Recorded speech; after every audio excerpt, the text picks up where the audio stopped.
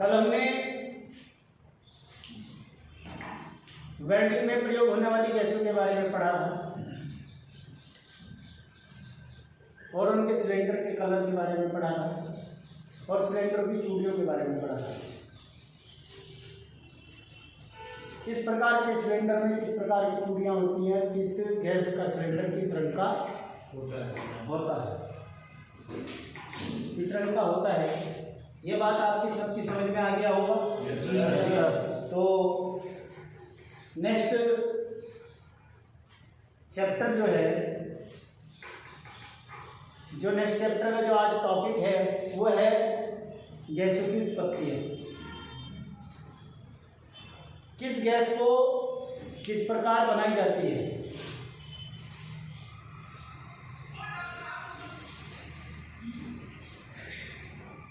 किस गैस को किस प्रकार बनाई जाती है, क्या बात होगी।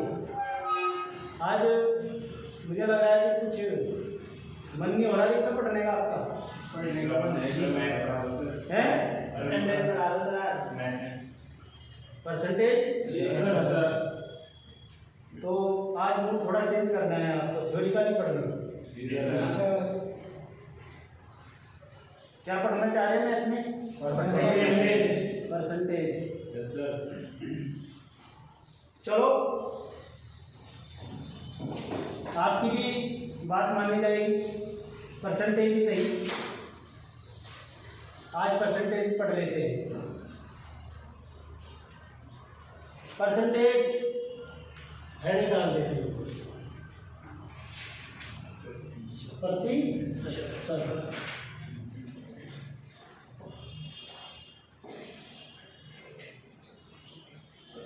परसेंटेज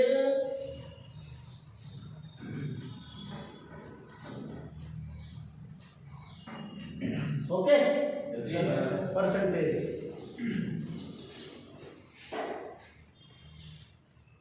प्रतिशत, प्रतिशत के बारे में आप क्या जानते हैं? क्या होता है प्रतिशत?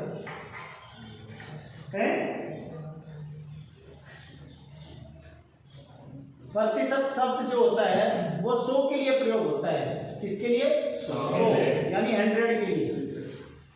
प्रतिशत का प्रयोग 100 के लिए किया जाता है।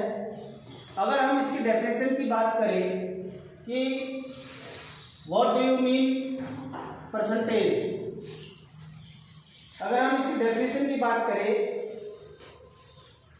अगर हम किसी संख्या की तुलना 100 से करते हैं, 100 से करते हैं, तो उसे प्रतिशत या प्रतिशत दर कहते हैं। क्या है प्रतिशत की डेफिनेशन? अगर हम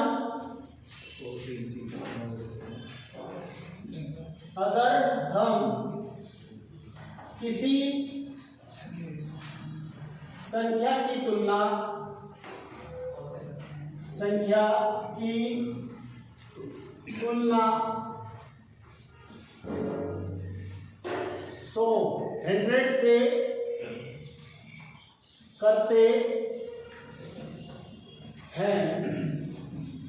तो उसे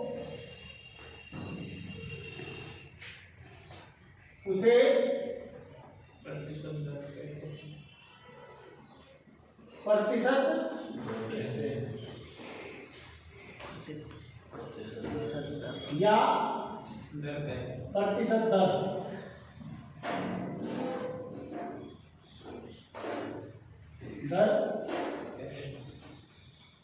कहते हैं। यह है प्रतिशत की डेफिनेशन। क्या डेफिनेशन है प्रतिशत की? अगर हम किसी संख्या की तुलना 100 से करते हैं तो उसे प्रतिशत या प्रतिशत दर कहते हैं। तो प्रतिशत का चिन्ह कैसा होता है? चिन्ह कैसा होता है प्रतिशत का? प्रतिशत चिन्ह ये होता है। प्रतिशत का चिन्ह कैसा होता है? ये जहां ये लगा हुआ होता है इसका मतलब वो क्या है? प्रतिशत है। सपोज यहाँ 5 लिख दिया, 5 के आगे प्रतिशत लिख दिया। तो क्या है ये 5% यानी 5%। अगर हम बात करें दूसरा, इसकी हम तुलना भिन्न के रूप में भी कर सकते हैं। जैसे मैंने कहा ना, अगर हम किसी संख्या की तुलना 100 से करते हैं तो उसे प्रतिशत या प्रतिशत दर कहते हैं। तो किसी संख्या, वो संख्या पूर्ण संख्या भी हो सकती है, भिन्न में भी हो सकती है। ठीक है, भिन्न क्या होती है? जिसमें अंश और हर होते हैं। भिन्न कैसा होती है? ये भिन्न क्या है? ये है, जैसे 1/2। तो 1/2 की तुलना हम प्रतिशत से कर सकते हैं। अगर मैं ये कहूं कि 5% को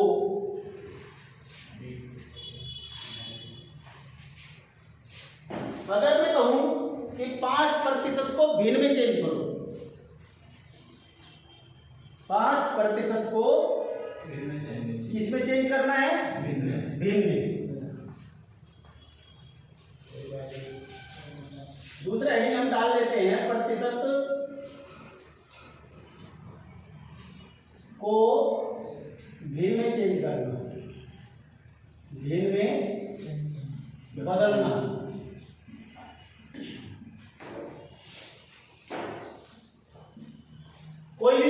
कोई भी संख्या है, जैसे 5 है, 5% चेंज टू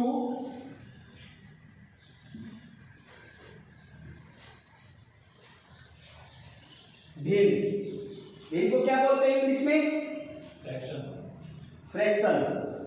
ठीक है, okay. Yes sir. 5% change to fraction. तो 5% को भिन्न में बदलने के लिए क्या करेंगे? 5% को क्या लिख सकते हैं हम? Equal to 5/100। ठीक है, 5% इक्वल टू क्या लिख सकते हैं हम इसको भिन्न में? 5/100, 5/100। अगर हम इसको काटते हैं तो 5 1 जा 5, 5 2 जा 10 यानी 20 इक्वल टू 1/20। तो 5% की जो भिन्न चेंज हुई क्या आई? 1/20, 1/20। तो किसी भी परसेंट को उसे भिन्न में चेंज करने के लिए 100 से डिवाइड कर देते हैं। कोई भी संख्या हो, अगर वो कहे, उसने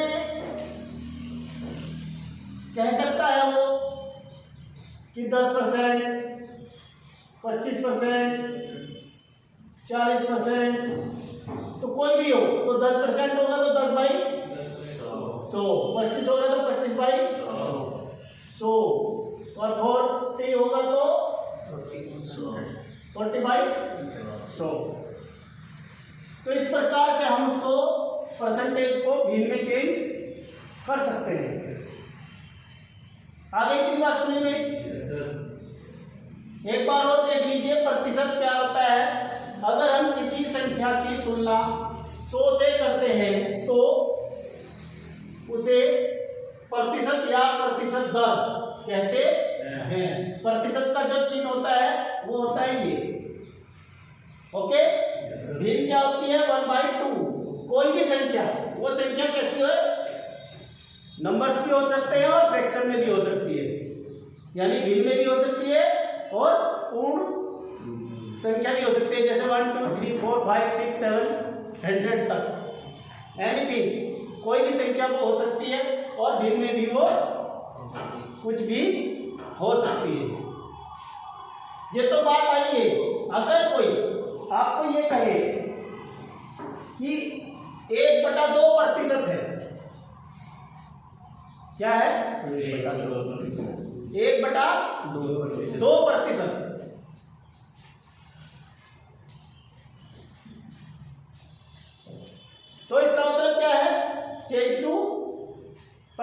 प्रतिशत करने के लिए क्या करेंगे हम?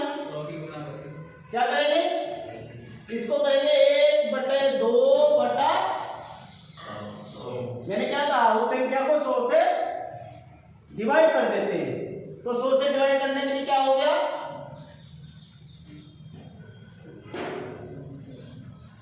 बताओ, ये हो गया ना?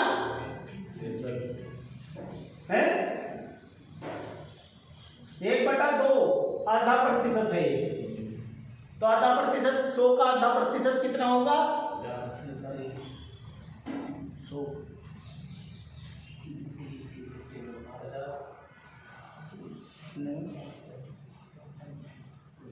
बताओ, अगर कोई संख्या मैंने ऐसे लिखी है 1/2/3, तो इसको कैसे सॉल्व करेंगे? किसको ऊपर ले जाएंगे? हैं? 3 को। कैसे? अब बताओ क्या लिखूं मैं यहाँ?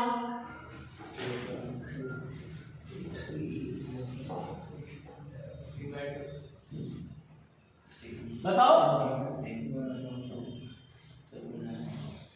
ऐसी संख्या में ऐसे कर लेते हैं, क्या करते हैं, इसको उल्टा कर देते हैं, यानी 1/2 इंटू इसको मल्टीप्लाई में ले जाते हैं डिवाइडेशन से। कैसे? उल्टा करके 1/3।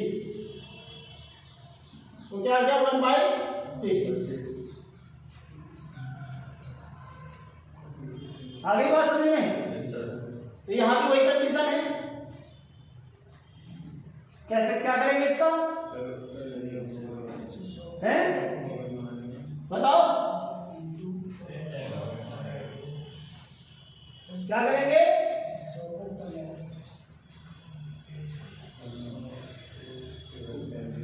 करके दिखाओ।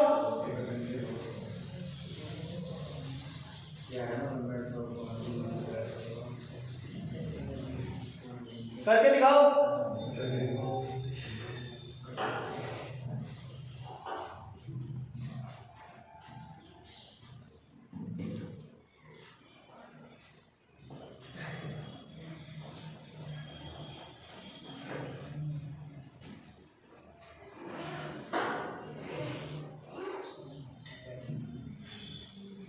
तेरे पास कॉपी नहीं है, हाथ पे कर रहा है, देख रहा है।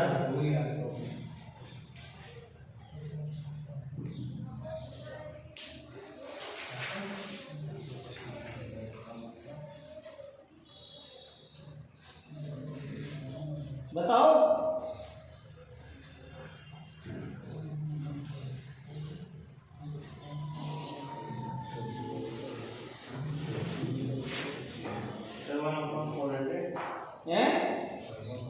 कितना आया?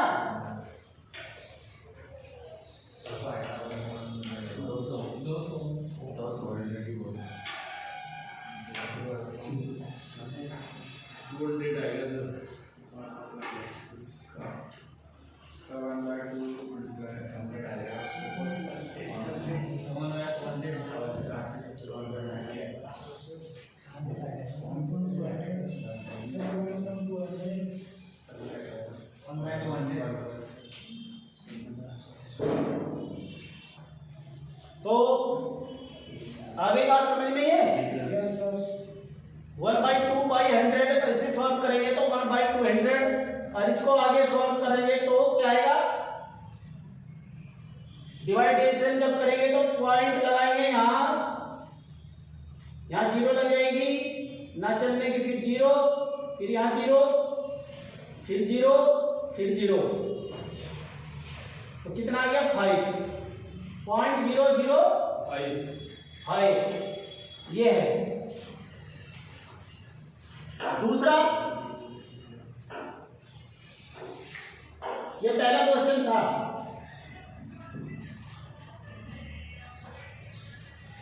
अब हम इसकी दूसरी फॉर्म को भी पढ़ते हैं। दूसरी फॉर्म क्या थी? सपोज उसने बोल दिया,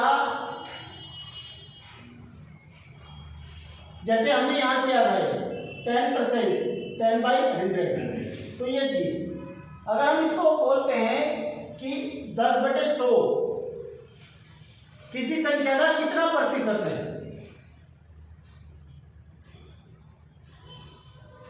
कोई भी चीज दे दी इसने, सपोज 50 दे दिया, 50 किसी संख्या का कितना प्रतिशत है, ठीक है।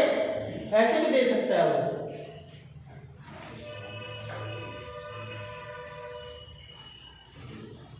यहां क्वेश्चन लिख सकते हैं हम,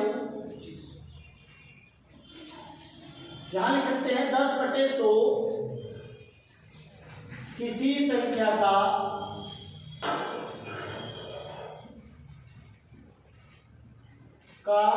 कितना प्रतिशत है।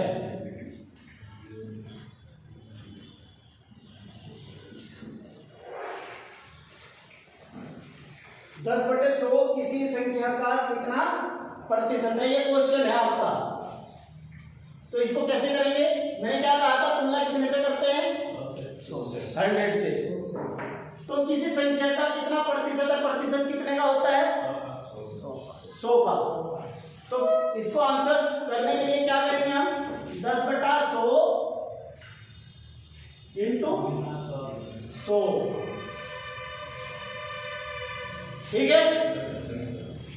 अब जब हम इसको करते हैं तो 100 से 100 कट जाएगा, तो कितना आ गया, 10। यानी किसी 10/100 किसी संख्या का कितना प्रतिशत है, 10%।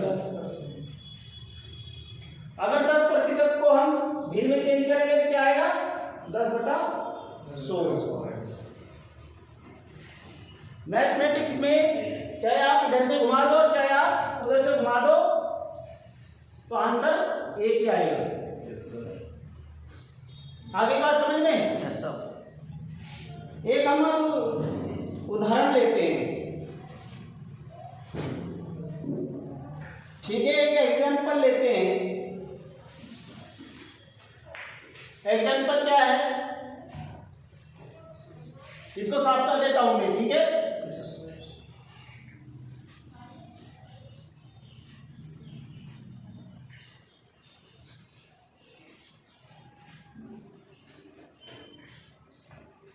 आगे समझ में, 10/100 किसी संख्या का कितना प्रतिशत है।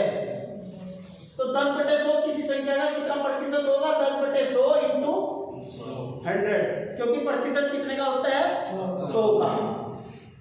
100 तो 100 से 100 भी काट सकते हैं आप, 100 की 10 से मल्टीप्लाई कर देंगे तो तब भी कर सकते हैं, बात एक ही है।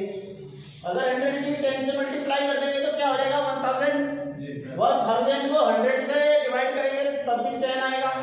और हम यही कहीं 100 से 100 को क्या कर देंगे, काट देंगे, तो कितना बच गया यहाँ पर, 10। इतनी बात क्लियर, आ गई होगी समझ में। उसके बाद हम नेक्स्ट जो है, अब किसी प्रतिशत को भिन्न में बदलेंगे। एक एग्जांपल है आपको दे रहा हूं मैं,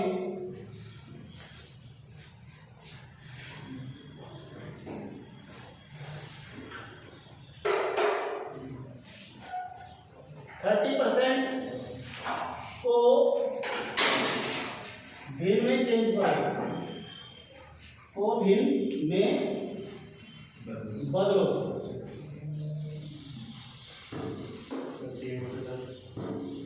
तो 30% को भिन्न में बदलने के लिए क्या करेंगे, 100 से भाग देंगे, तो 30/100, तो क्या आ गया बताओ, 3/10। Very good. इसका मतलब अब आपकी समझ में बात आ गई। ये भिन्न है, इस भिन्न में इस संख्या को क्या बोलेंगे, 3 क्या है इसमें, 3 भिन्न तो पूरी है, 3/10 तो भिन्न है, 3 क्या है,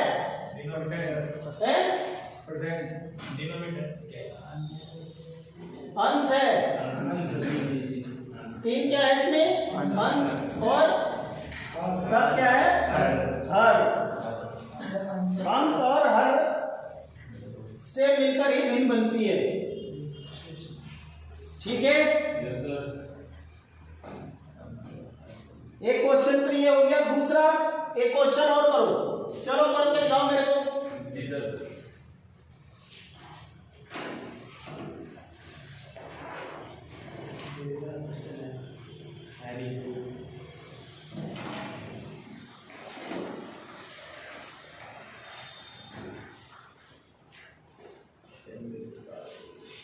दिखाओ मेरे को, कौन सा? अभी लिख रहा हूं मैं बोर्ड पर। जी सर। एक बोर्ड पर लिखता हूं मैं क्वेश्चन, उसे करके दिखाओ।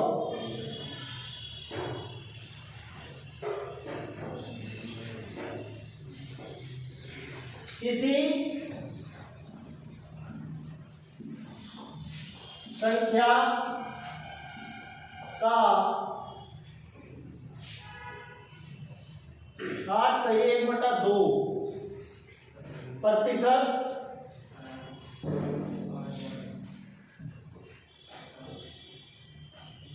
इक्यावन है तो संख्या बताओ।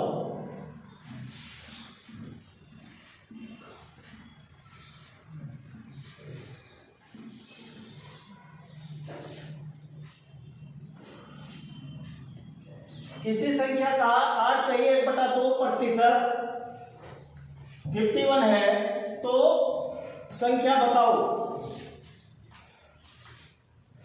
बताओ, करके दिखाओ फटाफट, कैसे करेंगे बताओ जल्दी।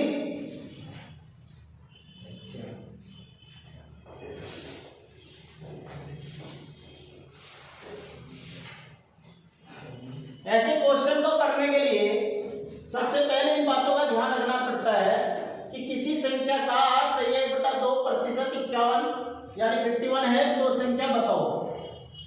जो क्वेश्चन कह रहा है आप वैसे ही संख्या लिख लीजिए। पहले जो क्वेश्चन कह रहा है संख्या लिख लीजिए। अब देखो कैसे लिखते हैं संख्या को क्वेश्चन से। किसी संख्या का कोई संख्या क्या है वो, सपोज x है ना। कोई भी संख्या क्या है वो x है। या आप ये कह सकते हैं प्रतिशत कह रहा है वो 100, माना वो संख्या क्या है 100 है, माना वह संख्या 100। तो अब क्या करेंगे इसको बताओ। 100 का मतलब क्या होता है, गुणा, मल्टीप्लाई। ठीक है, 100 का 8.5%, 8.5% कितना है, 51 है, इक्वल टू 51।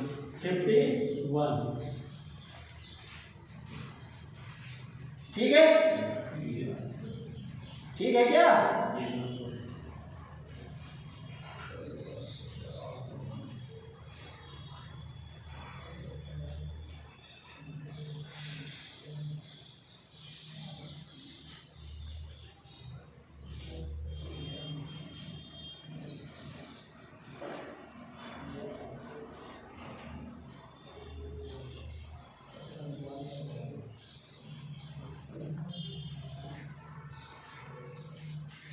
इसको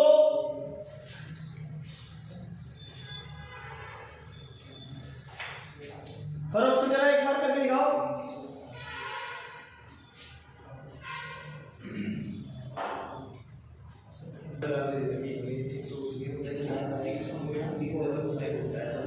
देखो भाई, माना वह संख्या क्या थी, x थी। देखो यार, माना वह संख्या क्या थी, x थी। तो x का 8.5%, x इंटू 8.5% बटा 100 इक्वल टू किसके बराबर था, 51 के बराबर। ठीक है ना।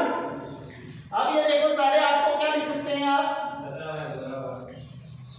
17/2 लिख सकते हैं। अब यहां लिख सकते हैं और